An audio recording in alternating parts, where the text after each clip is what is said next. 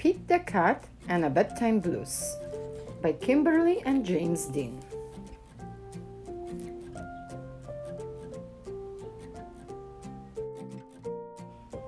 Pete and the gang had a great day.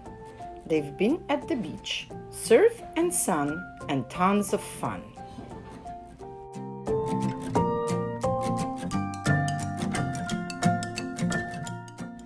But when the sun went down, they didn't want the fun to end. Pete had an idea.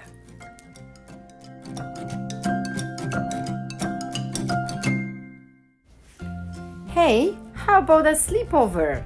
More time for tons of fun. Groovy. Pete's place, let's go.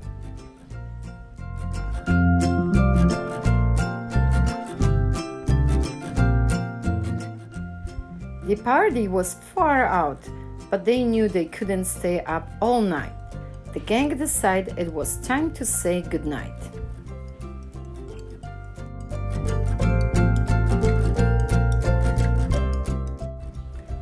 On went the pajamas and out went the light. Good night, Gus. Good night, Alligator. Good night, Toad. Good night, Pete.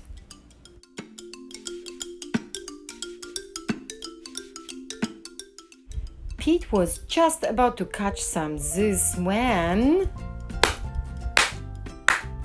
"Who did that?" Pete asked. "It was me," said Grumpy Toad. "I don't want to go to bed, I want to clap instead." Pete covered his head.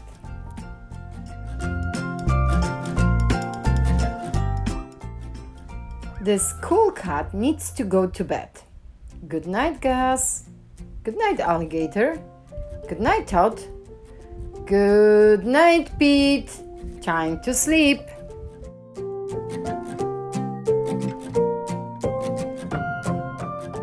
Pete tried again to catch some z's when... "Who did that?" Pete asked. "It was me," said Gus. "The platypus. I don't want to go to bed. I want to jump instead." Pete covered his head. "This cool cat needs to go to bed. Time to sleep."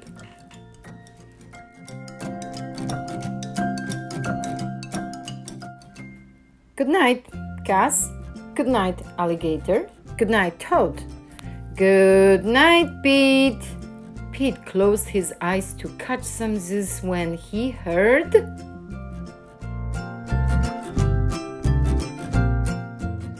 Munch, munch, munch. Pete had a hunch. It was Alligator. He was always up for eating. What could Pete do?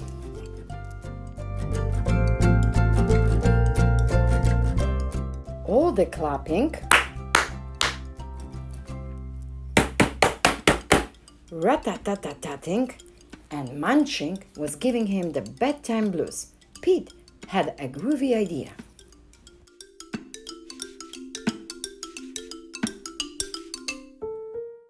He got out his favorite bedtime story and started to read, first to himself and then to the gang.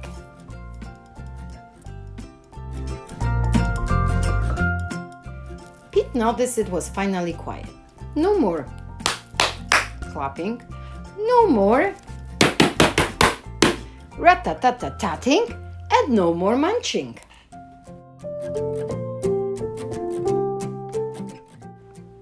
They all settled down. No one made a sound.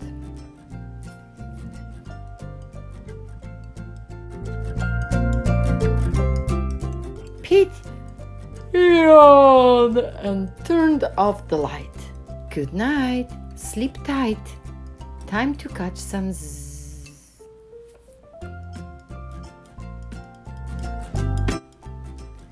Tomorrow was another day for surfing, sun, and tons of fun.